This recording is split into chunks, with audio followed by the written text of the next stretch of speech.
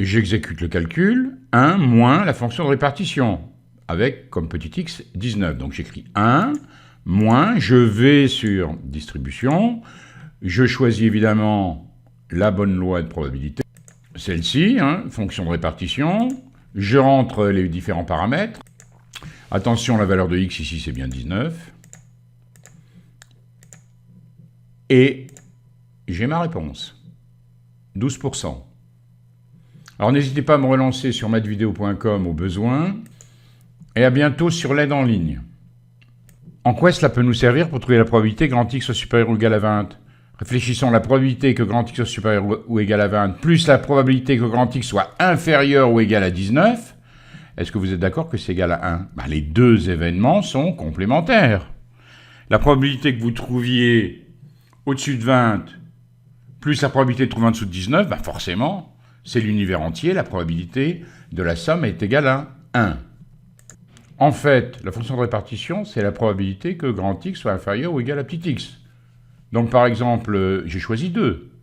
Autrement dit, P de x inférieur ou égal à 2, c'est la probabilité que grand X soit égal à 0, plus P de grand X égale 1, plus P de grand X égale 2.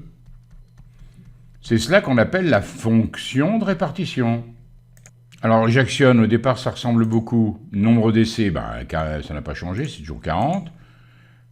P, alors la probabilité d'événement c'est 0,4, et là la valeur de x. Si je prends 2 à nouveau, et que je colle, j'actionne, évidemment que la valeur n'est pas les mêmes. Qu'est-ce que c'est que cette fonction de répartition ? Pour P de x supérieur ou égal à 20, ce serait beaucoup trop long.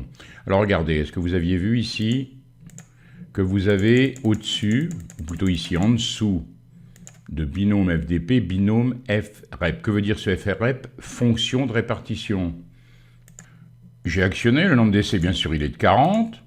La probabilité que l'événement se réalise, c'est 0,4. La valeur de x, ici, mettons, je m'intéresse à P de x égale 2. Je vais surcoller, et j'ai bien sûr la réponse. 4,6 ici fois 10 puissance moins 7. On peut faire mieux un coup d'œil sur la calculatrice. Vous allez ici, seconde distribution. Vous voyez, en parcourant, que vous avez un endroit où c'est marqué binôme, comme binomial.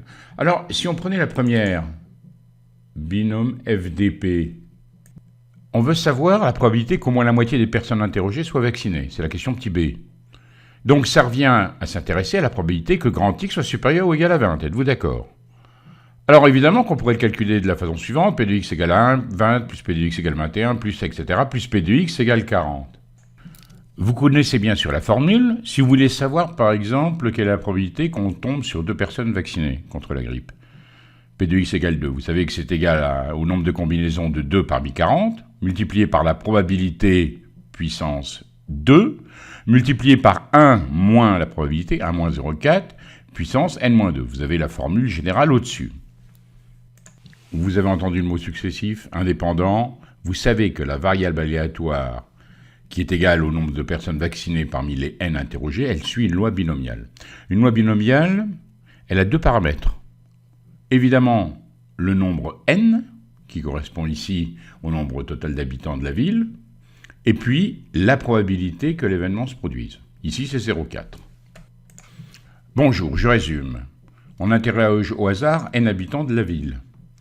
Et on admet que ce choix, bien sûr, se ramène à n tirages successifs indépendants, vous entendez le mot indépendant, et avec remise. On suppose que la probabilité qu'une personne choisie au hasard dans la ville soit vaccinée est de 0,4.